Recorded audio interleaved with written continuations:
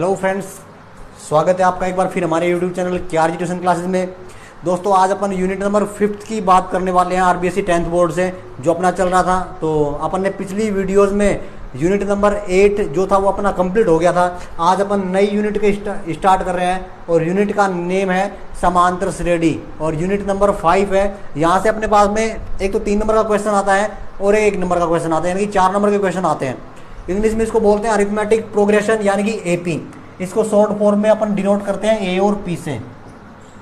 ठीक है, देखो सबसे पहले तो अपन अरिथमेटिक जो समांतर श्रेणी होती है उसको किसे कहते हैं? समांतर श्रेणी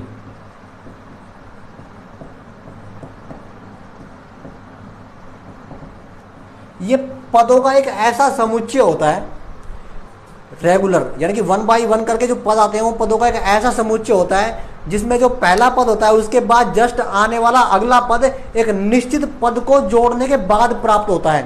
ठीक है, यानी कि पदों का एक ऐसा समुच्चय या फिर अंकों की एक ऐसी श्रेणी जिसमें अपन जो अगले वाला पद है वो प्राप्त करने के लिए जस्ट उससे पहले वाले पद में अपन एक निश्चित पद जोड़ते जाते हैं, उसको अपन क्या बोलते हैं? समांतर श्रेणी बोलते हैं। और जो निश्चित पद जोड़ते हैं उसको अपन बोलते हैं सार्वंतर। इसको डिनोट करते हैं स्मॉल डी से। जिस भी संख्या में अपन जो निश्चित पद जोड़ते जाते हैं जो जिससे अपन को समांतर श्रेणी प्राप्त होती है, उस समांतर श्रेणी में जो निश्चित पद होता है जिसको अपन जोड़ते हैं उस पद को अपन बोलते हैं डी यानी कि सार्वंतर। ठीक है, इसको अपन डिनोट कर सकते हैं कैसे?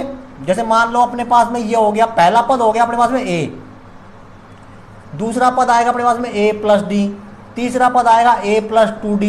ऐसे d की जो वैल्यू है बढ़ती चली जाएगी तो अपने पास में पद आते चले जाएंगे, या फिर इनको बोल देते हैं अपन a1 a2 a3 ऐसे पहुंच जाए अपन आगे तक। ठीक है, तो ये अपने पास में समांतर श्रेणी होती है। ठीक, समांतर श्रेणी को फिर अगर आगे अपन बात करें तो जो समांतर श्रेणी होती है उसमें nवा पद, देखो a जो होता है a या फिर a1 बोल दे, a1 बोल दो चाहे a बोल दो, इसको अपन बोलते हैं प्रथम पद। ठीक है, क्या बोलते हैं? प्रथम पद। और मान लो किसी श्रेणी में n पद है तो nवा पद ज्ञात करने का जो सूत्र होता है वो अपने पास में होता है a plus n minus 1 into D. यहां अपन a तो जान गए होंगे क्या होता है? a होता है अपने पास में प्रथम पद, डी जो होता है वो होता है अपने पास में सार्वंतर, और n जो होता है वो होती है पदों की संख्या। और इसको लिखते हैं किससे? an से, या फिर इसको दर्शा सकते हैं अपन स्मॉल l से। ठीक है, तो nवा पद ज्ञात करने का जो सूत्र होता है वो होता है a plus n minus 1 into D. इसको या तो डिनोट करते हैं अपन किससे? an से, या फिर डिनोट करते हैं इसको स्मॉल l से। ठीक, फिर इसके बाद अगर बात करें अपन तो मान लो अपने पास में कोई पद है और उनका अपन योगफल ज्ञात करें तो फिर जो n पदों का योगफल का जो सूत्र आता है, n पदों का योगफल, इसको अपन डिनोट करते हैं किससे? Sn से। ठीक, और ये होता है n by 2 into 2a plus n minus 1 into D. Same वही चीज यहाँ पे n क्या होगा? nवा पद होगा, a क्या होगा? प्रथम पद, d क्या होगा? सार्वंतर, और Sn अपन लिखते हैं पदों का योगफल। इसका अगर दूसरा फॉर्मेशन देखा तो इसकी फॉर्मेशन एक ये होती है n by 2 into a plus small l। अगर अपने पास में स्मॉल l यानी कि nवा पद लिखा है ना अपन ने इसको स्मॉल l से, तो nवा पद अगर अपन को दे रखा है और a दे रखा है तो फिर अपन n का मान निकाल सकते हैं, Sn का मान निकाल सकते हैं, सॉरी किससे? a प्लस l करके। ठीक है, तो ये अपने पास में इसकी डिटेल हो गई। या फिर अपन बात करें कि अगर मान लो अपन को पद मानने पड़ जाए, अपन किसी पद को माने तो मान लो किसी श्रेणी में अपने पास में पदों की संख्या ये है और इधर अपन डिनोट कर रहे हैं पद कि वो पद मानेंगे कैसे अपन? मान लो श्रेणी में अपने पास में है 3 पद, तो इसको अपन मान लेंगे कैसे? a माइनस डी, a और तीसरा जो हो जाएगा वो हो जाएगा a प्लस डी। यदि किसी श्रेणी में 3 पद है तो अपन मानेंगे a माइनस डी, a और a प्लस डी। ठीक है, अगर 4 पद हैं तो फिर क्या हो जाएगा? a minus 3d, a minus D A plus D और ए प्लस 3d। और अगर मान लो 5 पद है अपने पास में तो फिर अपन उनको लिख देंगे a माइनस का 2d, a minus D, a plus D और a प्लस 2d। ये हो जाएगा अपने पास में पदों की। अगर अपन पद माने, मान लो किसी कोई क्वेश्चन में कह दे कि किसी श्रेणी में 5 पद है और उन पदों के मध्य कोई संबंध दे और अपन को अगर पद मानने पड़ जाए कि माना कि पद ये हैं तो फिर अपन ये मानेंगे। अगर 3 पद है तो a माइनस डी, ए और a प्लस डी मान लेंगे। अगर श्रेणी में 4 पद हैं तो a minus 3d, a minus D, a plus D, a plus 3d ये मान लेंगे। और अगर श्रेणी में 5 पद है तो फिर अपन श्रेणी के 5 पद ये मान लेंगे। ठीक है, फिर इसके बाद इसका एक छोटी सी चीज हो रह जाती है, वो है कि अगर मान लो अपन को किसी समांतर श्रेणी के पदों का योग दिया हुआ हो और श्रेणी का nवां पद दे रखा हो तो फिर अपन ये सूत्र यूज कर सकते हैं, an equal to Sn minus का Sn माइनस का 1। एक फॉर्मूला ये भी काम में आएगा। ठीक है, अगर अपन को nवां पद दे रखा है तो अपन फिर n पदों का योगफल या फिर nवां पद निकालने के लिए अपन ये चीज यूज कर सकते हैं, an equal to Sn minus का Sn माइनस का 1। देखो Sn क्या हो जाएगा, पदों का योगफल, और Sn माइनस का 1 उसमें से 1 घटा दो तो जो पद आएगा वो वाला पद। ठीक है, तो ये इसका क्या हो जाएगा, सॉल्यूशन हो जाएगा। ये इसका क्या हो गया, बेसिक सा हो गया। इसके बाद कुछ और बचेगा नहीं। अपन के इसके एग्जाम्पल करेंगे सारे के सारे। इजी यूनिट्स हैं, अगर तरीके से पढ़ोगे तो बिल्कुल आसान रहेगी। ये बहुत ही आसान यूनिट है, फोकट के नंबर है मतलब बोले तो, 1-2 क्वेश्चन को छोड़ के। ठीक है, अब अपन इसके एग्जाम्पल और क्वेश्चन सारी चीजें करेंगे, देखो आगे।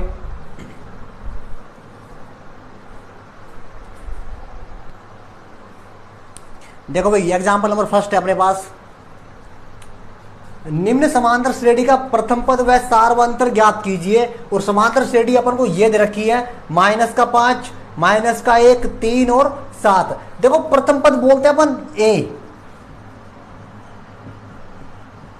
प्रथम पद अपन ए को बोलते हैं। ठीक है, और जो भी श्रेणी जहां से स्टार्ट हो रही है वो उसका क्या होगा, प्रथम पद होगा। यानी कि पहली जो अपन को डिजिट दे रखी है या पहली जो संख्या अपन को दे रखी है वही क्या होगा, उसका प्रथम पद होगा। तो इसका प्रथम पद क्या हो जाएगा, माइनस का 5। फिर बात कर रहे हैं सार्वंतर की। है अपन को सार्वंतर चाहिए जिसको अपन डिनोट करते हैं किससे, डी से। ये कैसे आएगा कि A2 इसमें से क्या घटा दो, A1 घटा दो।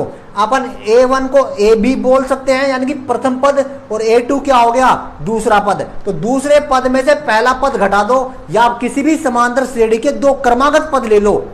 किसी भी समांतर श्रेणी के 2 क्रमागत पद लो, दूसरे पद में से क्या करो, पहले वाला पद घटा दो। अपन कोई भी पद ले लो, जरूरी नहीं है कि अपन दूसरा लें उसमें से पहला घटाएं। अपन 5वां ले ले तो 5वें में से अपन क्या घटाएंगे, फिर चौथा वाला पद घटाएंगे। अपन 10वां ले ले, 10वें में से कौन सा घटाएंगे, 9वां वाला पद घटाएंगे। मतलब 2 क्रमागत पद लो कोई भी, दूसरे वाले में से क्या घटा दो, पहले वाला घटा दो, या फिर अगले वाले में से उससे जस्ट पिछले वाला घटा दो। तो यहां अपन A2 में से क्या घटाएंगे, A1।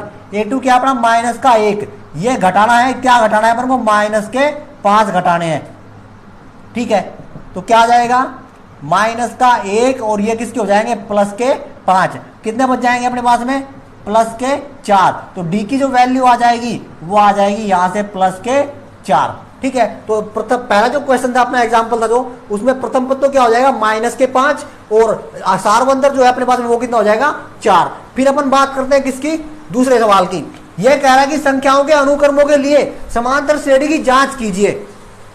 संख्याओं के अनुक्रमों के लिए समांतर श्रेणी की जांच कीजिए। और पहला क्वेश्चन तुम्हें दे रखा है 4, 10, 16, 22। ये जो संख्याएं दे रखी हैं इनमें अपन को ये जांच करना है कि ये समांतर श्रेणी है या नहीं है। जांच करने का तरीका क्या है कि सभी पदों के मध्य का क्या निकाल लो, सार्वंतर निकाल लो, डी का मान निकाल लो। अगर डी का मान सबका बराबर आ रहा है तो फिर अपन क्या कह देंगे कि दी गई जो पद है वो क्या है, अपने पास में समांतर श्रेणी है। और अगर डी का मान बराबर नहीं आ रहा, मतलब सार्वंतर सभी का बराबर नहीं आ रहा, तो फिर अपन कह देंगे कि ये समांतर श्रेणी नहीं है। देखो अपन इनको मान लेते हैं, ये अपने पास में A1 हो गया ये हो गया A2, A3 और A4। पहला अपना काम क्या है, अपन करेंगे A2 माइनस का A1। क्या आएगा, A2 क्या अपने पास में 10, A1 क्या अपने पास में 4। 10 में से 4 गए तो 6। ये अपने पास में मान आ गया किसका, D का। तो यहां से जो D का मान आया वो अपने पास में कितना आ गया, 6। ठीक है, फिर क्या करेंगे अपन, A3 माइनस A2, A3 की वैल्यू कितनी है 16 और A2 की वैल्यू कितनी है अपने पास में 10, यहां से भी कितना आ रहा है 6, तो यहां जो D की वैल्यू आई वो भी कितनी आ गई 6।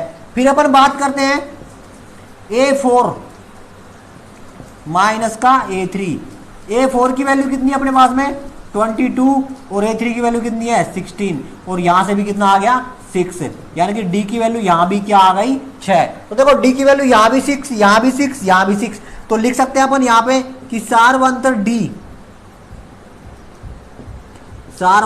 D एक समान है, तो दिए गए पद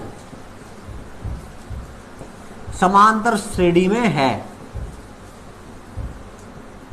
या समांतर श्रेणी है, ये हो जाएगा। ऐसे ही अपन को ये करना है। देखो ये मान लो अपने पास में क्या हो गया A1 A2 A3 A4 A5। देखो क्या करेंगे अपन, A2 माइनस A1, A2 की वैल्यू क्या है 2 माइनस A1 की वैल्यू क्या है माइनस के 2, ठीक है। क्या आ जाएगा 2 माइनस माइनस क्या हो जाएगा अपना प्लस, और 2 प्लस के, तो यहां से जो वैल्यू आएगी वो कितनी आ गई 4, तो D की वैल्यू यहां से क्या आ रही है अपने पास में 4, ठीक है। फिर अपन बात करते हैं A3 माइनस A2, क्या आएगा A3 की वैल्यू क्या अपने पास में माइनस के 2 माइनस A2 की वैल्यू क्या है 2, यहां से कितना आ गया माइनस के 4, तो D की वैल्यू यहां से क्या आ रही है माइनस के 4। देखो यहां प्लस के 4 आ रही थी, यहां क्या आ गई माइनस के 4, आगे करने की जरूरत ही नहीं है क्योंकि ये दोनों ही D के मान क्या आ गए अलग अलग। तो अपन यहीं पे ही लिख सकते हैं कि दी गई श्रेणी में सार्वंतर D का मान बराबर नहीं है, तो ये दी गई श्रेणी समांतर श्रेणी नहीं होगी, ठीक है। पूरा क्वेश्चन करने की जरूरत ही नहीं है आगे, क्योंकि अगर जहां भी तुम्हारा D का डिफरेंस आ रहा है, D की वैल्यू में डिफरेंस जहां भी आ गया वहीं क्वेश्चन को छोड़ दो और लिख देंगे अपन कि दी गई श्रेणी समांतर श्रेणी नहीं है, क्योंकि D का जो वैल्यू है यानी कि सार्वंतर की जो वैल्यू है वो इक्वल नहीं आ रही है। तो ये तुम्हारे एग्जाम्पल हो गए दोनों।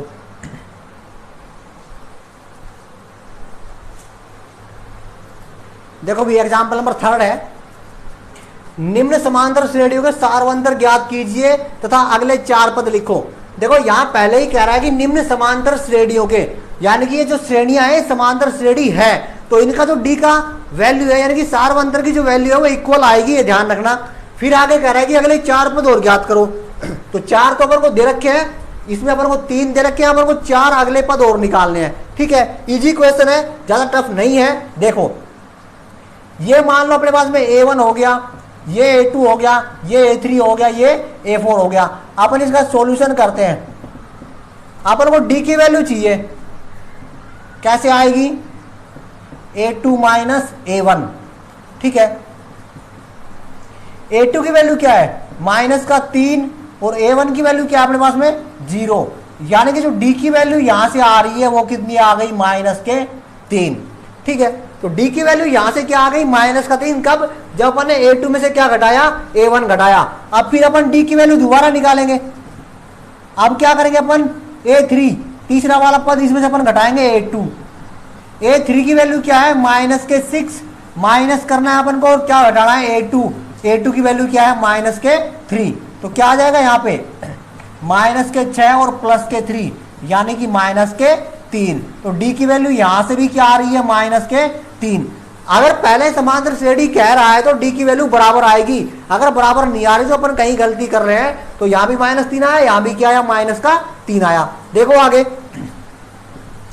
फिर अपन D की वैल्यू निकालते हैं, A4 माइनस का A3, A4 की वैल्यू क्या है अपने पास में माइनस का 9, A3 की वैल्यू क्या है माइनस के 6, तो क्या आ जाएगा माइनस के 9 और ये हो जाएगा प्लस का 6, तो D की वैल्यू यहां से भी कितनी आ जाएगी माइनस के 3, सब में 3 आ रही है माइनस की, तो D की वैल्यू क्या आ गई माइनस का 3 आ गई। या ये कह रहा था कि समांतर श्रेणी है, तो फिर अपन एक ही पद से घटा के D की वैल्यू निकाल सकते थे, तो इसको अगर इतना ऊपर वाला करोगे तो भी सही है, इतना करोगे तो भी सही है, क्योंकि पहले ही कह रहा है कि समांतर श्रेणियां है। तो अगर ये समांतर श्रेणी है तो कोई भी 2 पद अपन लेंगे, उनमें से अगले वाले में से पहला वाला घटा दो तो D की वैल्यू क्या आएगी वही आएगी, तो अपन इसको यहां भी छोड़ सकते थे और आगे 4 पद अपन निकाल सकते थे, लेकिन ऐसे करोगे तो भी वही आएगा। ठीक है, अब अपन को देखो कहां तक है अपने पास में, A4 तक है। अपन को वैल्यू चाहिए A5 की, यानी कि 5वां पद चाहिए। 5वां पद कैसे आएगा, इससे पहले वाला जो पद है, इससे पहले वाला क्या है अपने पास में, A4। इससे पहले वाला क्या है, A4। इससे पहले वाले पद में क्या जोड़ दो, D जोड़ दो। इसके पहले वाले पद में क्या जोड़ दो, D जोड़ दो।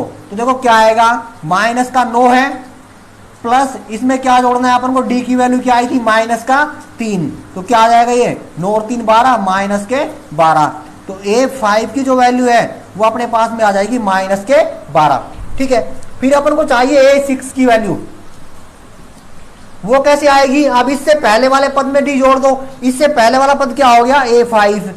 तो A5 में क्या जोड़ दो, D जोड़ दो। A5 की वैल्यू क्या आई तुम्हारे पास, माइनस के 12, प्लस D की वैल्यू क्या है, माइनस के 3।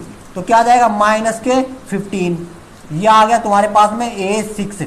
आगे लिख सकते हो इसी प्रकार, A7 क्या आ जाएगा, माइनस के 18, और A8 क्या आ जाएगा, माइनस के 21। इसी प्रकार लिख सकते हो, या ऐसे इनको आगे निकाल सकते हो। ये इसके अगले 4 पद हो जाएंगे। ठीक है, ऐसे करना है ये। अब देखो इसका दूसरा जो क्वेश्चन है, एग्जांपल नंबर 3 का सेकंड पार्ट है। इसको अपन मान लेते हैं A1, इसको A2 और इसको A3। अगर पूरा नहीं करना है तो अपन को D की वैल्यू चाहिए, समांतर श्रेणी पहले से है। अपन कोई भी 2 रेगुलर पद लेंगे, अगले वाले में से पहला वाला घटा देंगे। तो देखो अपन क्या करते हैं, D की वैल्यू निकालते हैं। इसकी क्या आएगा, A2 माइनस का A1। ये यहां से क्या आ जाएगा, D आ जाएगा, या फिर ऐसे लिख सकते हैं अपन कि जो D की वैल्यू है वो आ जाएगी A2 माइनस का A1। A2 की वैल्यू क्या है अपने पास, माइनस का 5/6, और ये माइनस, और A1 की वैल्यू क्या है, माइनस का 1। देखो क्या आएगा, माइनस के 5/6 प्लस का 1। ठीक है, यहां से अब अपन क्या लेंगे, एलसीएम।